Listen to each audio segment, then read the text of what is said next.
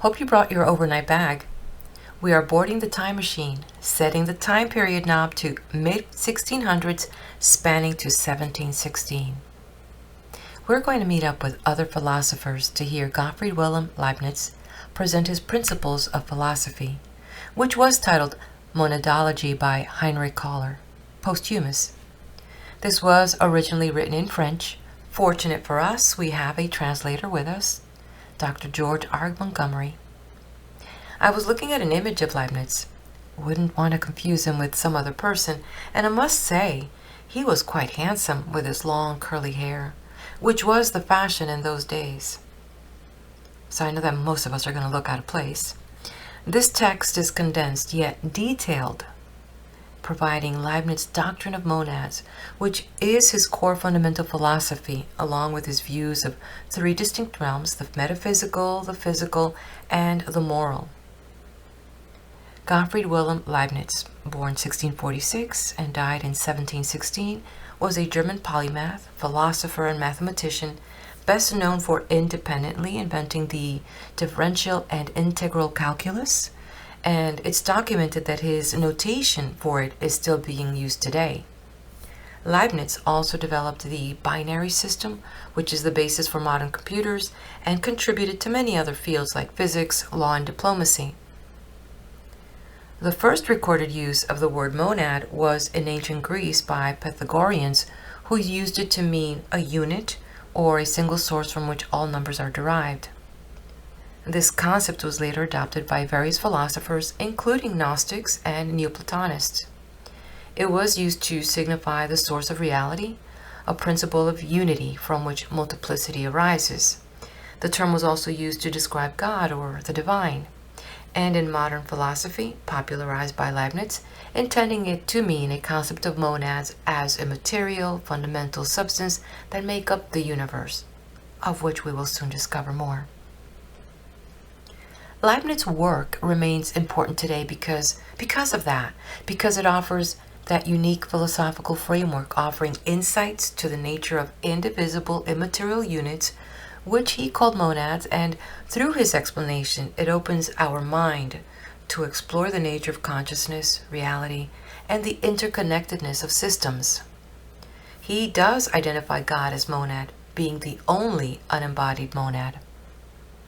I'm not a scholar, but I couldn't help noticing the seed of a few ideas that are being explored in varied sciences today, such as all is mind, the concept of multiple universes, the idea of telepathy due to his explanation of time and space, his posit that we don't truly die, embracing the branch of theology that God is eternal, meaning that he has no beginning and no end, and exists outside of time. And nonchalantly, he stated his belief that the earth goes through cycles of mass destruction to maintain harmony and allows things to progress of themselves toward grace along natural lines, and hence that this earth must be destroyed and restored by natural means every so many cycles. Let's just pray that we're not at the verge of one of those cycles. Welcome, I am Daisy, your hostess. As I've mentioned in some of my other videos, the branches of science, religion, and philosophy make attempts through different roads to answer questions of how we, as a whole, came to be. Each one has their own approach. One uses observable and measurable facts, the other uses logic and argument, and another uses faith and dogma. So just like the rainbow, there's a lot of colors for people to choose which one they want, but it's still the rainbow. But none can explain how the master architect came to be. Buckle up, we're ready to turn the page. The Monadology by Leibniz, translated by Dr. George R. Montgomery. 1. The monad, of which we'll speak here, is nothing else than a simple substance which goes to make up composites. By simple, we means without parts. 2. There must be simple substances because there are composites. For a composite is nothing but a collection or aggregatum of simple substances. 3. Now, where there are no constituent parts, there is possible neither extension, nor form, nor divisibility. These monads are the true atoms of nature, and in fact, the elements of things. 4. Their dissolution, therefore, is not to be feared, and there is no way conceivable by which a simple substance can perish through natural means. 5. For the same reason, there is no way conceivable by which a simple substance might, through natural means, come into existence, since it cannot be formed by composition. 6. We may say then that the existence of monads can begin or end only all at once. That is to say, the monad can begin only through creation and end only through annihilation. Composites, however, begin or end gradually. There is also no way of explaining how a monad can be altered or changed in its inner being by any other created thing, since there is no possibility of transposition within it, nor can we conceive of any internal movement which can be produced, directed, increased, or diminished there within the substance, such as can take place in the case of composites, where a change can occur among the parts. The monads have no windows through which anything may come in or go out. The attributes are not liable to detach themselves and make an excursion outside the substance, as could sensible species of the schoolmen. In the same way, neither substance nor attribute can enter from without into a monad. 8. Still, monads must needs have some qualities, otherwise they would not even be existences. And if simple substances did not differ at all in their qualities, there would be no means of perceiving any change in things. Whatever is in a composite can come into it only through its simple elements and the monads, if they were without qualities, since they do not differ at all in quantity, would be indistinguishable one from another. For instance, if we imagine a plenum or completely filled space where each part receives only the equivalent of its own previous motion, one state of things would not be distinguishable from another. 9. Each monad, indeed, must be different from every other, for there are never in nature two beings which are exactly alike, and in which it is not possible to find a difference either internal or based on an intrinsic property. 10. I assume it as admitted that every created being, and consequently the created monad, is subject to change, and indeed that this change is continuous in each. 11.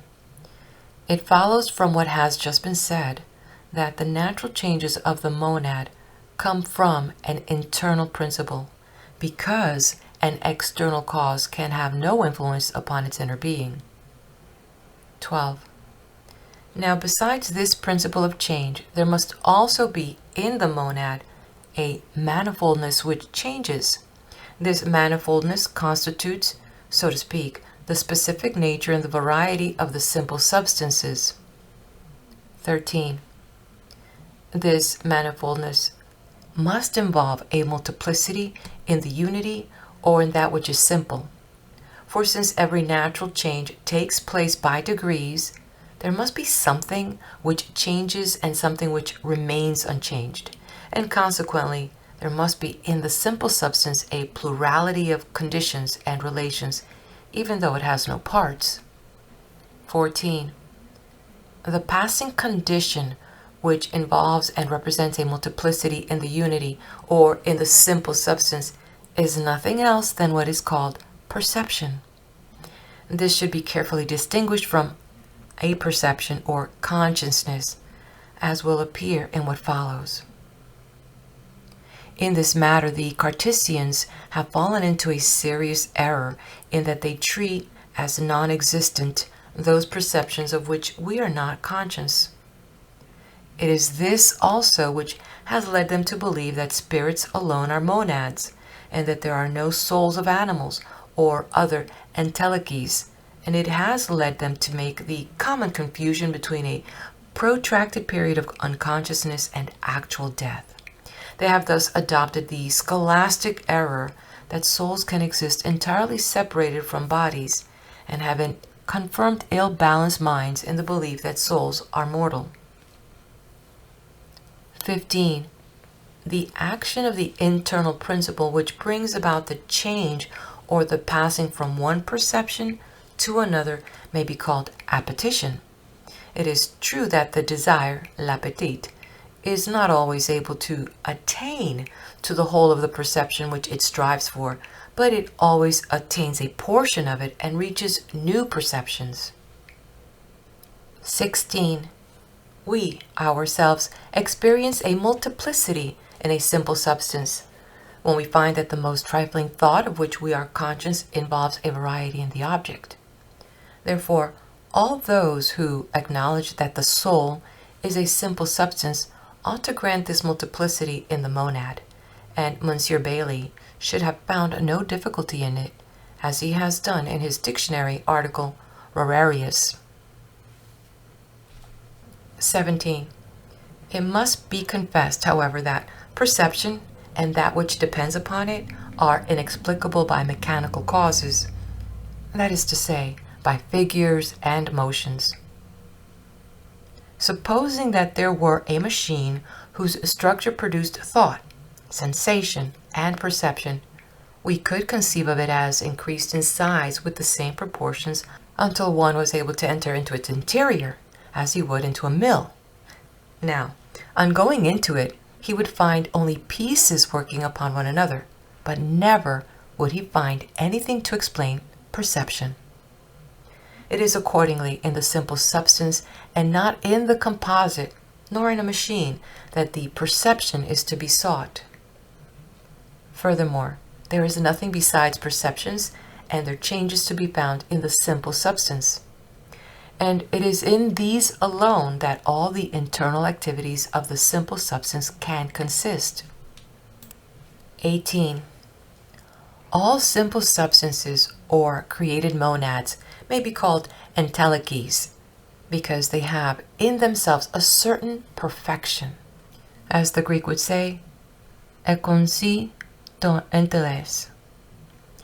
There is in them a sufficiency, again as the Greek would say, anargia, which makes them the source of their internal activities and renders them, so to speak, incorporeal automatons.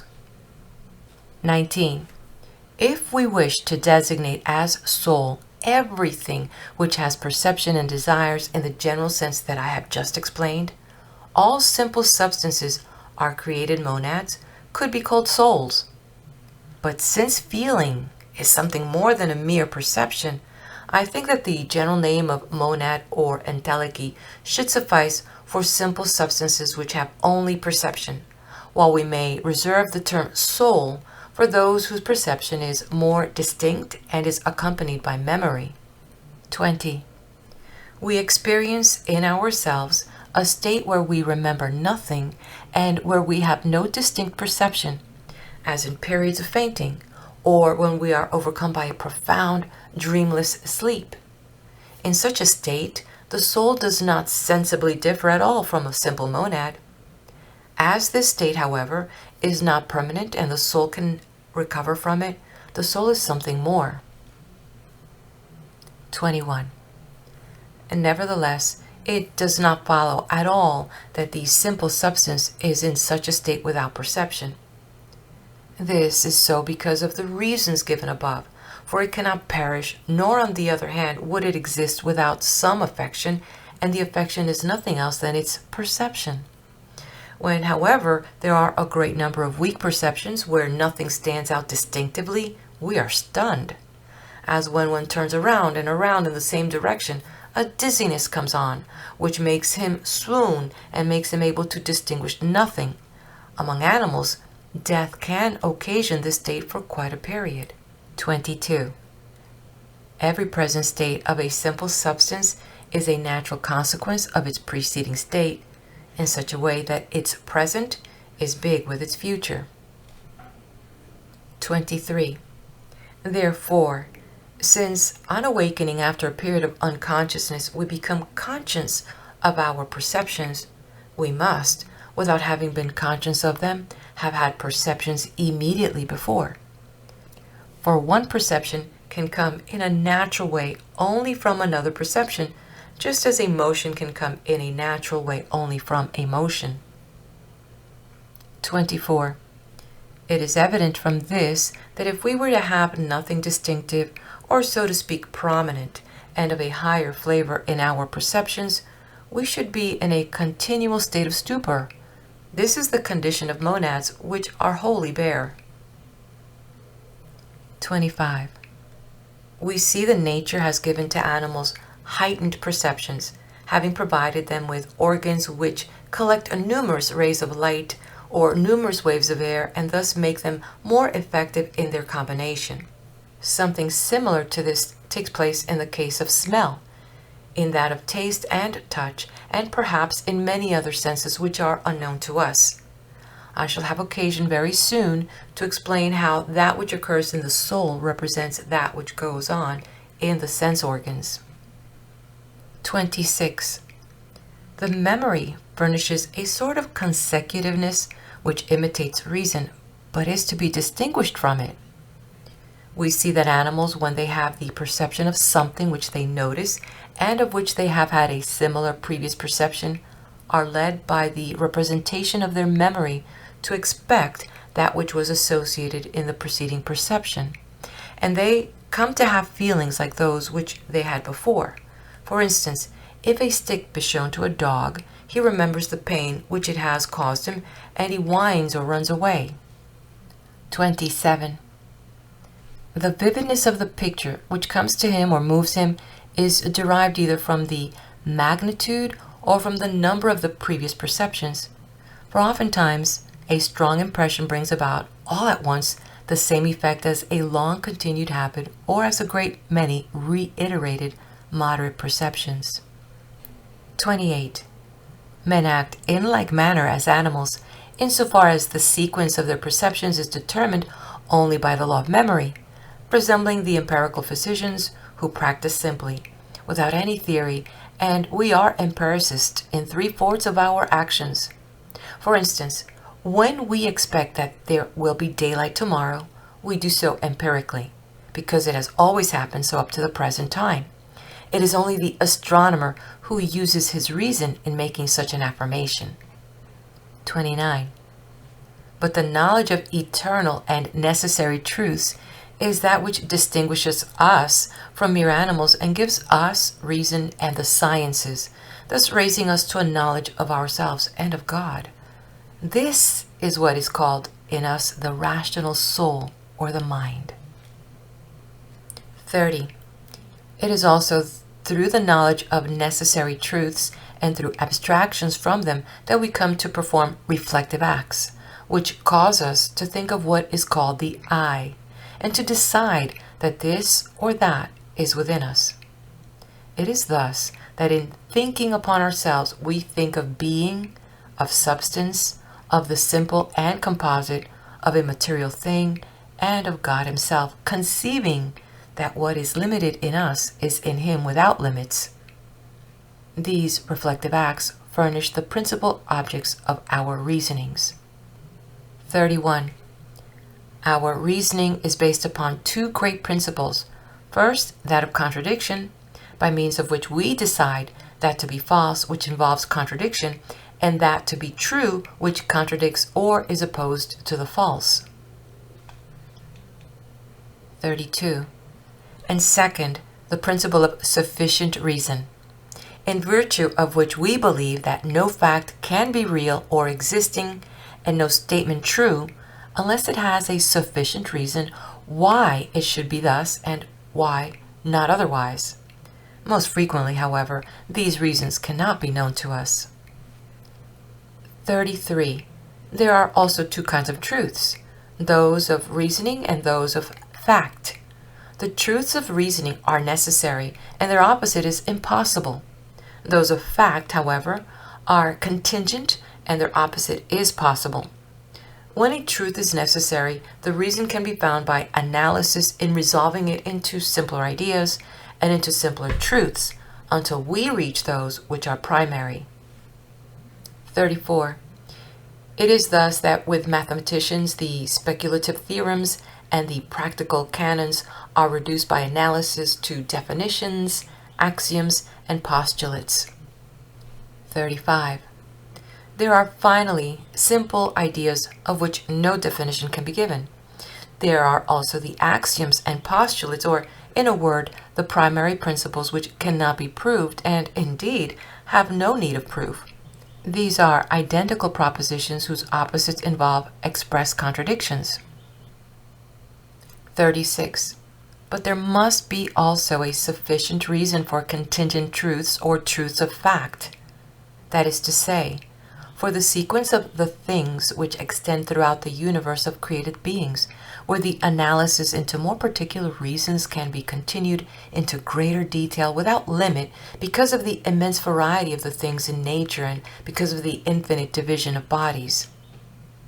There is an infinity of figures and of movements, present and past, which enter into the efficient cause of my present writing, and in its final cause there are any infinity of slight tendencies and dispositions of my soul, present and past. 37. And as all this detail again involves other and more detailed contingencies, each of which again has a need of a similar analysis in order to find its explanation, no real advance has been made. Therefore, the sufficient or ultimate reason must needs be outside of the sequence or series of these details of contingencies, however infinite they may be. 38. It is thus that the ultimate reason for things must be a necessary substance, in which the detail of the changes shall be present merely potentially, as in the fountainhead, and this substance we call God. 39.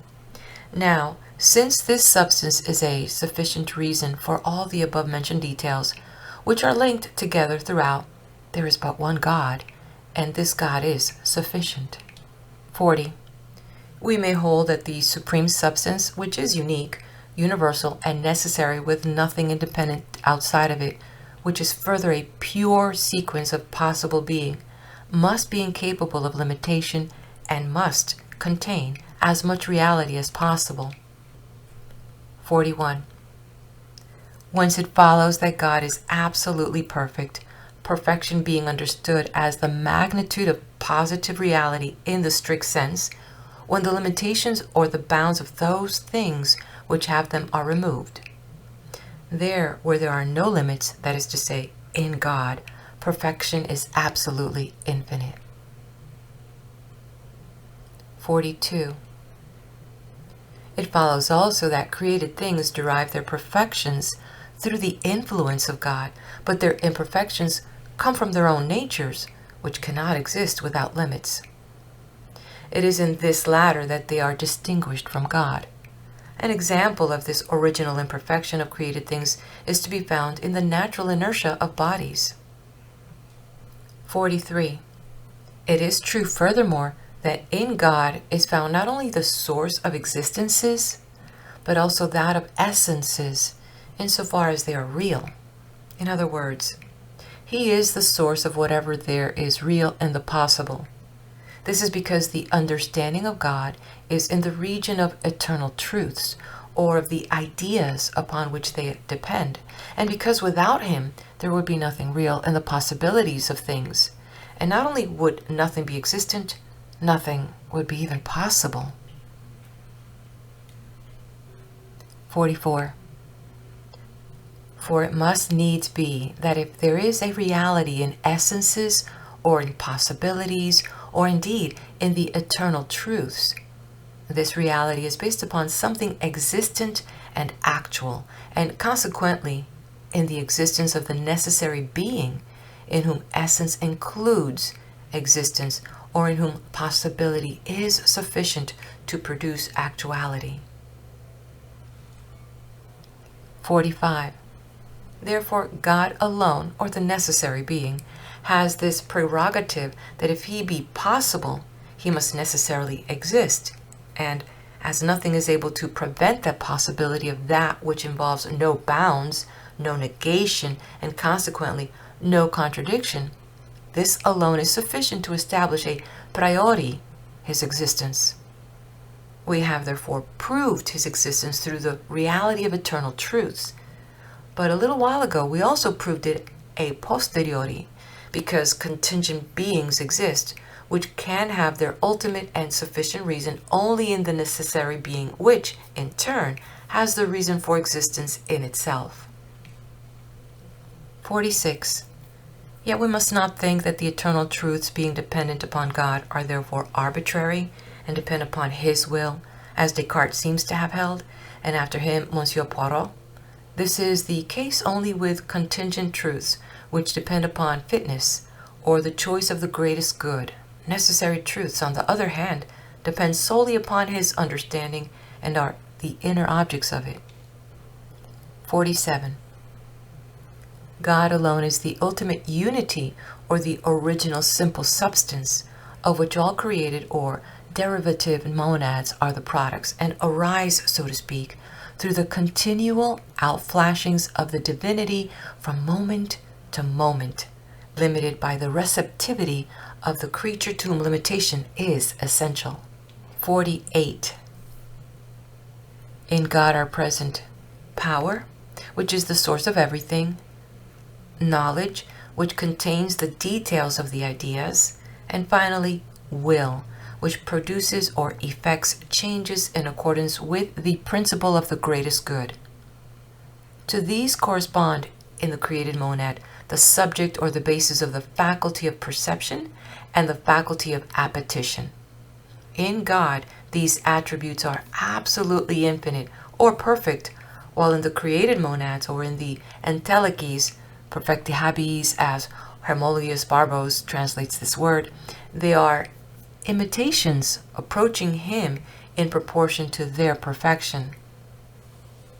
49. A created thing is said to act outwardly in so far as it has perfection, and to suffer from another insofar as it is imperfect. Thus action is attributed to the monad insofar as it has distinct perceptions, and passion or passivity is attributed insofar as it has confused perceptions. 50. One created thing is more perfect than another when we find in the first that which gives a priori reason for what occurs in the second. This is why we say that one acts upon the other. 51. In the case of simple substances, the influence which one monad has upon another is only ideal. It can have its effect only through the mediation of God, insofar as in the ideas of God each monad can rightly demand that God, in regulating the others from the beginning of things, should have regarded it also. For instance, since one created monad cannot have a physical influence upon the inner being of another, it is only through this primal regulation that one can have dependence upon another. 52. It is thus that among created things action and passion are reciprocal. For God, in comparing two simple substances, finds in each one reasons obliging him to adapt the other to it, and consequently that which is active in certain respects is passive from another point of view. Active insofar as that which we distinctly know in it serves to give a reason for that which occurs in another, and passive insofar as the reason for what transpires in it is found in that which is distinctly known in another. 53. Now, as there are infinity of possible universes in the ideas of God, and but one of them can exist, there must be a sufficient reason for the choice of God which determines him to select one rather than another. 53. Now, as there are an infinity of possible universes in the ideas of God, and but one of them can exist, there must be a sufficient reason for the choice of God which determines him to select one rather than another. 54. And this reason is to be found only in the fitness or in the degree of perfection which these worlds possess, each possible thing having the right to claim existence in proportion to the perfection which it involves. 55. This is the cause for the existence of the greatest good, namely, that the wisdom of God permits him to know it, his goodness causes him to choose it, and his power enables him to produce it. 56. Now, this interconnection, relationship, or this adaptation of all things to each particular one, and of each one to all the rest, brings it about that every simple substance has relations which express all the others, and that it is consequently a perpetual living mirror of the universe. 57. And as the same city, regarded from different sides, appears entirely different, and is, as it were, multiplied prospectively, so because of the infinite number of simple substances, there are a similar infinite number of universes which are nevertheless only the aspects of a single one, as seen from the special point of view of each monad. 58. Through this means has been obtained the greatest possible variety, together with the greatest order that may be, that is to say, through this means has been obtained the greatest possible perfection. 59. This hypothesis, moreover, which I venture to call demonstrated, is the only one which fittingly gives proper prominence to the greatness of God. Monsieur Bailey recognized this when, in his dictionary articles Rarius, he raised objections to it. Indeed, he was inclined to believe that I attributed too much to God, and more than should be attributed. But he was unable to bring forward any reason why this universal harmony, which causes every substance to express exactly all others, through the relation which it has with them, is impossible. 60. Besides, in what has just been said, can be seen the a priori reasons why things cannot be otherwise than they are. It is because God, in ordering the whole, has regarded to every part, and in particular to each monad whose nature it is to represent. Therefore, nothing can limit it to represent merely a part of the things. It is nevertheless true that this representation is, as regards the details of the whole universe, only a confused representation, and is distinct only as regards a small part of them, that is to say, as regard those things which are nearest or most in relation to each monad. If the representation were distinct as to the details of the entire universe, each monad would be a deity. It is not in the object represented that the monads are limited, but in the modifications of their knowledge of the object. In a confused way, they reach out to infinity or to the whole, but are limited and differentiated in the degree of their distinct perceptions. 61. In this respect, composites are like simple substances, for all space is filled up, therefore all matter is connected, and in a plenum or filled space every movement has an effect upon bodies in proportion to their distance, so that not only is every body affected by those which are in contact with it, and responds in some way to whatever happens to them, but also by means of them, the body responds to those bodies adjoining them, and their intercommunication can be continued to any distance at will. Consequently, everybody responds to all that happens in the universe, so that he who saw all could read in each one what is happening everywhere, and even what has happened and what will happen. He can discover in the present what is distant both as regards space and as regards time. Stated in the Greek, snomdia panta, as Hippocrates said. A soul can, however, read in itself only what is there represented distinctly. It cannot all at once open up all its folds, because they extend to infinity. 62. Thus, although each created monad represents the whole universe, it represents more distinctly the body which specially pertains to it, and of which it constitutes the entelechy. And as the body expresses all the universe through the interconnection of all matter in the plenum, the soul also represents the whole universe in representing this body, which belongs to it in a particular way. 63. The body belonging to a monad, which is its entelechy or soul, constitutes together with the entelechy what may be called a living being, and with a soul what is called an animal. Now, this body of a living being or of an animal is always organic, because every monad is a mirror of the universe according to its own fashion, and since the universe is regulated with perfect order, there must be needs order also in the representative. That is to say, in the perceptions of the soul, and consequently in the body through which the universe is represented in the soul. 64. Therefore, every organic body of a living being is a kind of divine machine or natural automaton, infinitely surpassing all artificial automatons, because a machine constructed by man's skill is not a machine in each of its parts. For instance, the teeth of a brass wheel have parts or bits which to us are not artificial products and contain nothing in themselves to show the use to which the wheel was destined in the machine.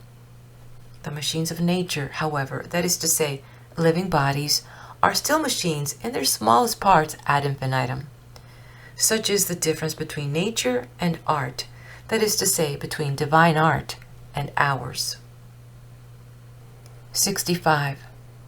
The author of nature has been able to employ this divine and infinite marvelous artifice because each portion of matter is not only, as the ancients recognized, infinitely divisible, but also because it is really divided without end, every part into other parts, each one of which has its own proper motion. Otherwise, it would be impossible for each portion of matter to express all the universe. 66.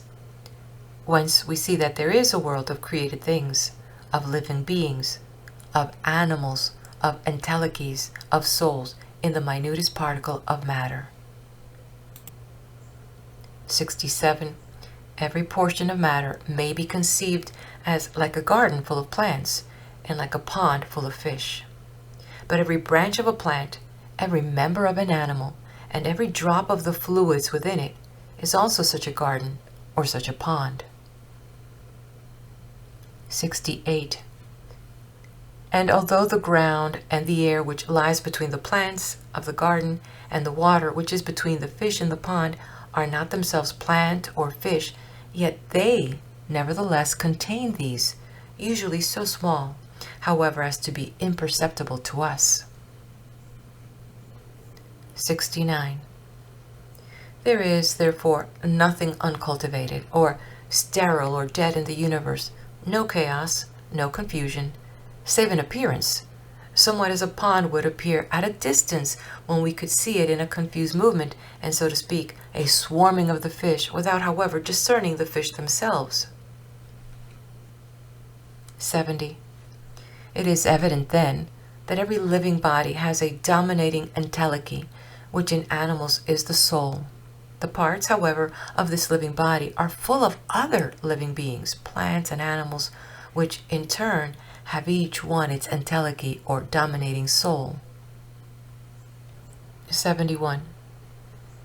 This does not mean, as some who have misunderstood my thoughts have imagined, that each soul has a quantity or portion of matter appropriated to it or attached to itself forever, and that it consequently owns other inferior living beings destined to serve it always, because all bodies are in a state of perpetual flux like rivers, and the parts are continually entering in and passing out.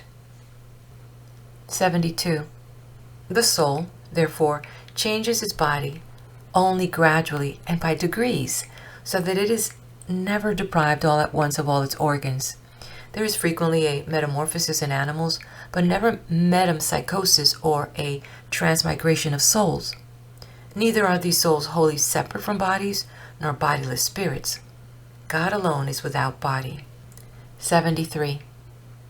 This is also why there is never absolute generation or perfect death in the strict sense, consisting in the separation of the soul from the body.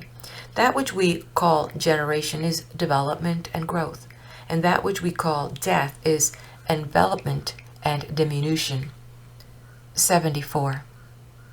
Philosophers have been much perplexed in accounting for the origin of forms and telechies or souls. Today, however, when it has been learned through careful investigations made in plant, insect, and animal life that the organic bodies of nature are never the product of chaos or putrefaction, but always come from seeds in which there was without doubt some preformation, it has been decided that not only is the organic body already present before conception, but also that a soul, in a word, the animal itself, is also in this body. And it has been decided that by means of conception, the animal is disposed for a great transformation, so as to become an animal of another species. We can see cases somewhat similar outside of generation when grubs become flies and caterpillar becomes butterflies. 75. And these little animals, some of which by conception become large animals, may be called spermatic. Those among them which remain in their species, that is to say, the greater part, are born, multiply, and are destroyed like the larger animals. There are only a few chosen ones which come out upon a greater stage. 76. This, however, is only half the truth. I believe, therefore, that if the animal never actually commences in nature, no more does it by natural means come to an end. Not only is there no generation, but also there is no entire destruction or absolute death. These reasonings, carried on a posteriori and drawn from experience, accord perfectly with the principles which I have above deduced a priori. 77. Therefore, we may say that not only the soul, the mirror of an indestructible universe, is indestructible, but also the animal itself is, although its mechanism is frequently destroyed in parts, and although it puts off and takes on organic coatings. 78. These principles have furnished me the means of explaining on natural grounds the union, or rather the conformity between the soul and the organic body. The soul follows its own laws, and the body has its laws. They are fitted to each other in virtue of the pre-established harmony between all substances, since they are all representations of one and the same universe. 79. Souls act in accordance with the laws of final causes through their desires, purposes, and means. Bodies act in accordance with the laws of efficient causes or of motion. The two realms, that of efficient causes and that of final causes, are in harmony with each other. 80. Descartes saw that souls cannot at all impart force to bodies because there's always the same quantity of force in matter. Yet he thought that the soul could change the direction of bodies. This was, however, because at that time the law of nature, which affirms also the conservation of the same total direction in the motion of matter, was not known. If he had known that law, he would have fallen upon my system of pre-established harmony. 81. According to this system, bodies act as if, to suppose the impossible, there were no souls at all, and souls act as if there were no bodies, and yet both body and soul act as if the one were influencing the other. 82. Although I find that essentially the same thing is true of all living things and animals, which we have just said, namely, that animals and souls begin from the very commencement of the world, and that they come to an end no more than does the world, there is, as far as minds or rational souls are concerned, nevertheless, this thing peculiar, that their little spermatic progenitors, as long as they remain such, have only ordinary or sensuous souls, but those of them which are, so to speak, elevated, attained by actual conception to human nature, and their sensuous souls are raised to the rank of reason and to the prerogative of minds. 83. Among the differences that there are between ordinary souls and spirits, some of which I have already instanced, there is also this, that while souls in general are living mirrors or images of the universe of created things, minds are also images of the deity himself or of the author of nature. They are capable of knowing the system of the universe and to imitate it somewhat by means of architectonic patterns, each mind being like a small divinity in its sphere. 84. Therefore, spirits are able to enter into a sort of social relationship with God, and with respect to them, he is not only what an inventor is to his machine, as is his relation to the other created things, but he is also what a prince is to his subjects, and even what a father is to his children. 85. Whence it is easy to conclude that the totality of all the spirits must compose the city of God, that is to say, the most perfect state that is possible under the most perfect monarch. 86. This city of God, this truly universal monarchy, is a moral world within the natural world. It is what is noblest and most divine among the works of God. And in it consists in reality the glory of God, because he would have no glory were not his greatness and goodness known and wondered at by spirits. It is also in relation to this divine city that God properly has goodness. His wisdom and his power are shown everywhere.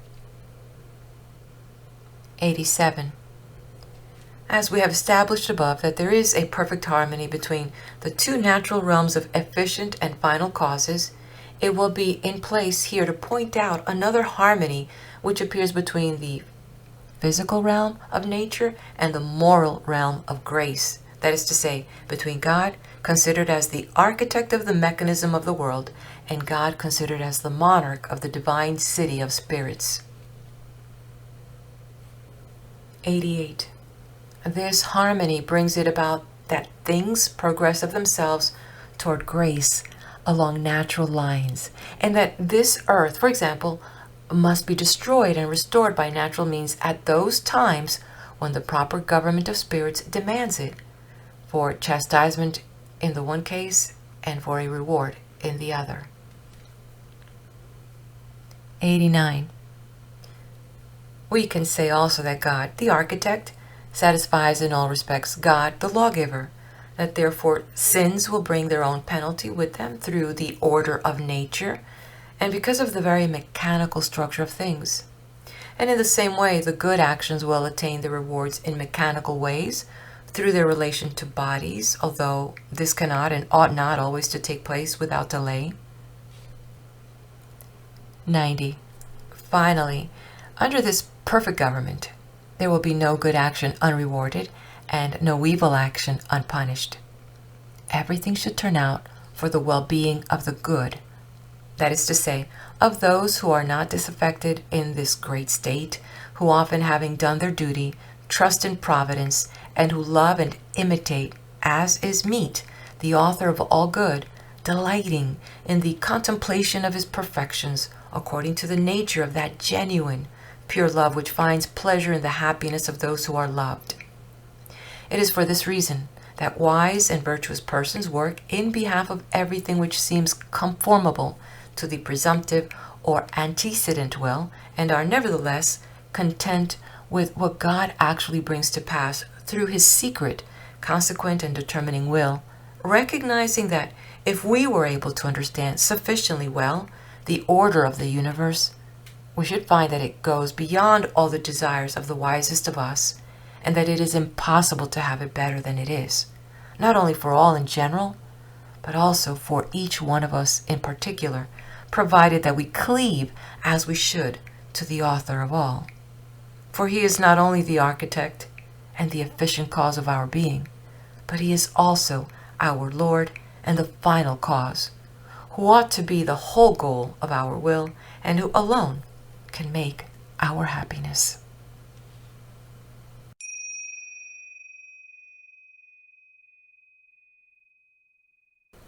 And this concludes the reading of Monadology by Leibniz. Please do hit the like button, share this with your friends of like mind, and subscribe to the channel.